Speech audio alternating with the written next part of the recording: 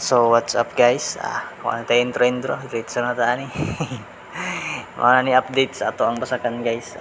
Tong gibahaan pag-ayo. And pansinin niyo ni siya. Hinog-hinog na po na siya guys. Ay mga part nga hinog na napoy part nga green pa kay kana siya guys. Puna ra ni sa tong niagi.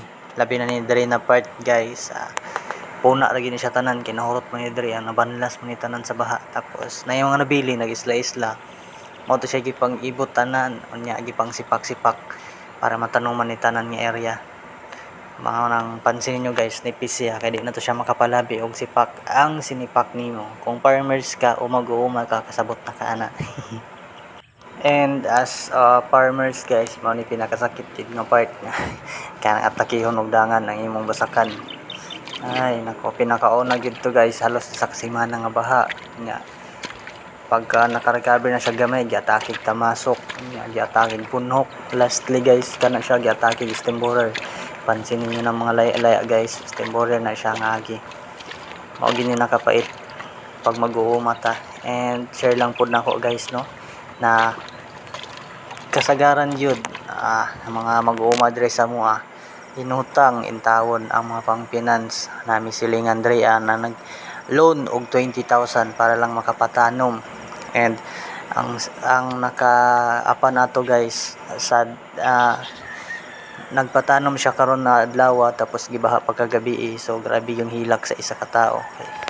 Urot iyang 20,000. Magini pinakalisod jud guys. Hindi lang nato ni basta-bastahon, hindi lang nato ilang lang. Mag-uuma lang na, magsasakara na.